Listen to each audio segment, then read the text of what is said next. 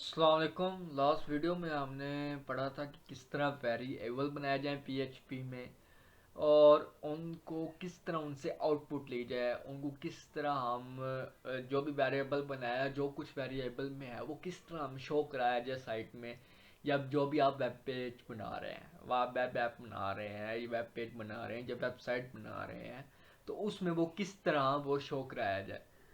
इस लेक्चर में हम पढ़ेंगे अरिथमेटिक ऑपरेटर कौन कौन से हैं और उसका किस तरह यूज़ किया जाता है। इसमें भी सेम हमने क्या करना है, पहले वेरिएबल बनाने हैं, कोई ना कोई चीज़ हमने उसको साइन करनी है। और इसमें क्या चीज़ ख्याल रखनी होती है, किन चीज़ों का हमने बहुत ज़्यादा ख्याल रखना होता है, क्या चीज़ें हमें इसमें एरर आते हैं और वो एरर क्यों आते हैं और इसको कैसे रिजॉल्व किया जाए। तो ये आपको जानने के लिए पूरी वीडियो को देखना होगा। ऐसे नहीं होगा कि थोड़ा बहुत समझा जी, बल्कि मुझे समझ आ गया। जो प्रोग्रामिंग चीज़ है इसमें छोटी छोटी चीज़ भी जानना लाजमी हो जाता है। क्यों? आपको फ्यूचर में वो प्रॉब्लम आ गई, फिर क्या करेंगे? फिर आप नेट पे सर्च कर रहे होते हैं या किसी दोस्त को मैसेज कर रहे होते हैं, यार ये मुझे प्रॉब्लम आ रही है, लेकिन आपने खुद अगर वो चीज़ पढ़ी होगी, आपको पता होगा कि ये प्रॉब्लम क्यों आ रही है और इसे किस तरह इसे हैंडल किया जाए। ठीक है।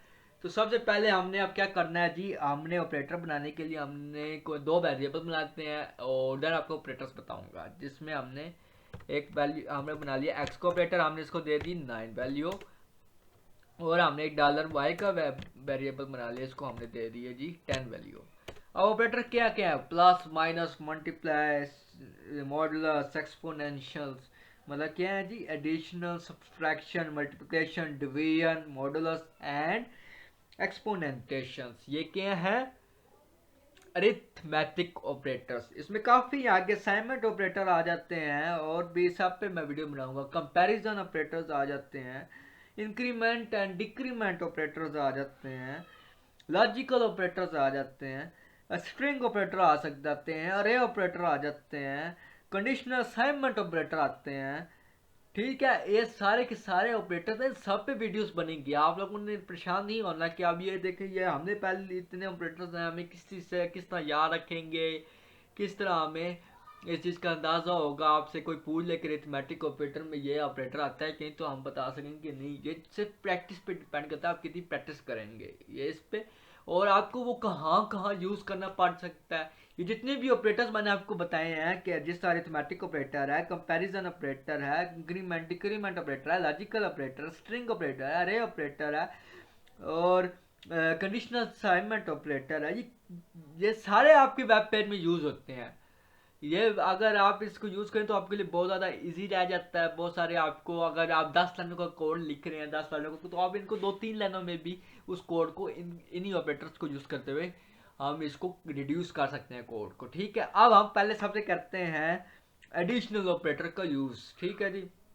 अब हम एक इसको डायरेक्टली भी कर सकते हैं, एक को यूं करा के भी, कि dollar x plus dollar y, हमें जी इनका रिजल्ट दे दो प्लस में करके। ये किस तरह कर सकते हैं सारा मैं आपको बता देता हूँ। अब ये देखिए, हमें उसने आंसर दे दिए 19। हम इसको वैसे एको करा देते हैं, एको बी आर, हम इस पे इसको लाइन ब्रेक बल्कि एच आर यूज़ कर लेते हैं जिससे हमने पहले यूज़ किया था, ताकि एक, ठीक है। अब ये क्या है, हमने लाइन ड्रा किया, मैं आपको दिखा देता हूँ। इसके नीचे हमने क्या किया, लाइन ड्रा कर दिया, ये लाइन आ गई। ठीक है। मैं सबसे पहले ये 9 को दिखा देता हूँ आपको, कि 9 आ रहे हैं कि नहीं। कुछ लोग क्या पता फर्स्ट वीडियो ये देख रहे हो, जिनको इनका भी ना पता हो कि किस ऑपरेटर हम बनाते हैं, वेरिएबल किस तरह बनाते हैं और उसको शो किस तरह करते हैं। मैं को यही सेम चीज़ मैं ले लेता हूँ यहाँ पे भी, एंड देन मैं को डॉलर वाई को भी हम कर लेते हैं। ठीक है। अब ये देखें 9 एंड 10, इसको मैं ये नीचे रख लेता हूँ ताकि डिज़ाइन और ज़्यादा अच्छा बन जाए। ये 4, अब मैं इधर लगा देता हूँ। ये देखिए 9 10 क्या हुआ, 19, और इसको मैं यहाँ पे प्लस जिस तरह हम लोग लिखते हैं क्लासेस में। अब ठीक है, 9 में हमने 10 को जमा किया, तो और हमारे पास आ गया जी 19, ताकि आपको कुछ समझ आ जाए इसलिए मैं थोड़ा सा ऐसे डिजाइनिंग कर रहा हूँ। जिस तरह वो सिखाते थे ना हमें जी पहली क्लास में, 9 + 10 जी 19, इस तरह मैं आपको अब समझाने लगा हूँ इसी सीक्वेंस में, ताकि आपको समझ आती रहे। अब ये हमने वेरिएबल x बनाया था, ये वेरिएबल y, और ये हमने इसको प्लस किया तो 19। अब मैं इसको मैं क्या करता हूँ, माइनस का ऑपरेटर यूज करता हूँ। तो ये क्या करेगा, हमें माइनस करके हमें आंसर दे देगा -1। ठीक है, ये भी माइनस कर देते हैं। हमने अब क्या किया यहाँ पे, माइनस। ठीक है, 9 में से 10 माइनस हुआ तो -1। ये क्या है जी, ये असाइनमेंट ऑपरेटर्स हैं। अब क्या है जी, हम इसमें आगे क्या कर सकते हैं, मल्टीप्लिकेशन, मल्टीपल्स का भी हम ये स्टैरिक यूज करते हैं मल्टीप्लाई करने के लिए पीएचपी में। ठीक है, ठीक है, ये देखिए हम 9 × 10 क्या होगा जी, 90 आंसर हमें दे दिया है। सेम हम इसमें डिवीजन का ऑपरेटर भी यूज कर सकते हैं। ये डिवीजन के लिए क्या करते हैं, हम इसके स्लैश का यूज करते हैं, लेकिन ये स्लैश किसी कोर्स में ना हो, वरना ये क्या हो जाएगी, स्ट्रिंग बन जाएगा और आपको यूँ शो करा देगा जिस तरह ये शो करा रहा है। अब ये देखिए इसका आंसर क्या आ गया, 0.9। अब हम ये एक आपको बता दिया, मैं तो नीचे कमेंट्स भी करता जाता हूँ ताकि आप लोग इसके नोट्स भी बनाना चाहें तो बना लें। ये क्या है जी, एडिशनल ऑपरेटर क्या है जी, प्लस है। सेकंड हम लिख देते हैं इसके, आप पिक्चर लेना चाहें तो बाद में ले लीजिएगा, नहीं तो नोट्स बनाना चाहें तो बना लें, क्योंकि ये आप लोगों के बड़े काम आएंगी चीज़ें। अभी तो ये लोग मजाक, कुछ लोग समझते हैं कि ये जी मजाक कर रहे हैं, लेकिन जिस टाइम वो फील्ड में आते हैं तो पता चल लाख समझ आती है और पता चलता है कि कितनी ये जो मेन चीज़ें हैं, जो हमारे बेसिक चीज़ें कितनी काम आती हैं, क्योंकि बेसिक चीज़ हमेशा, अब ये तो जो भी नॉर्मल बंदा, आप लोगों ने इतनी ज़्यादा स्टडी किया, आप लोगों को पता होगा कि ये जो बेसिक चीज़ें होते हैं ये हमारे पास एंड तक हमारी जान ही छोड़ते हैं, हमारे पास ये एंड तक हम इसको यूज़ करते रहते हैं कहीं ना कहीं। डिवीजन ऑपरेटर क्या है जी, ये है। एंड क्या है जी, मल्टीप्लिकेशन हो गया। आगे हम क्या कर रहे थे, मॉडुलस। मॉडुलस है, ये सारे के सारे किस में आते हैं जी, आपको किसी छोटे भाई, किसी कजन को भी समझाना पड़ सकता है तो आप लोगों को इजी रहेगा समझाना। एक्सपोनेंशिएशन ये किससे यूज होता है, ये डबल स्टेरिक, ये क्या होता है जो हम पावर लेते हैं, ये इसलिए यूज करते हैं एक्सपोनेंशियल। ये किस तरह हमें करते, अब हमें क्या डिवीजन तक कर लिया, सॉरी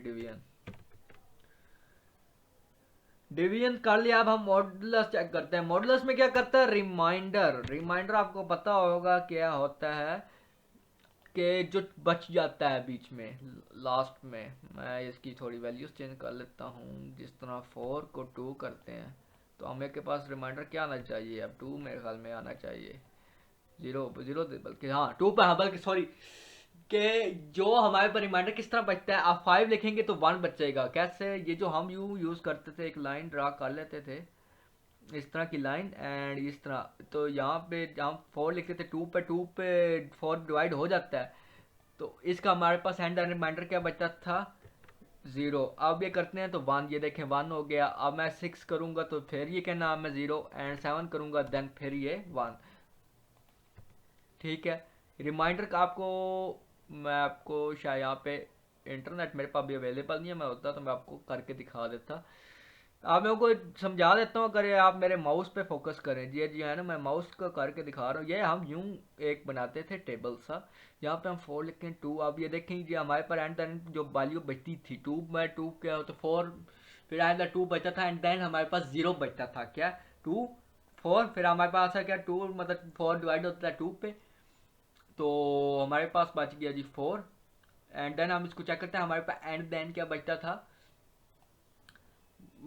0।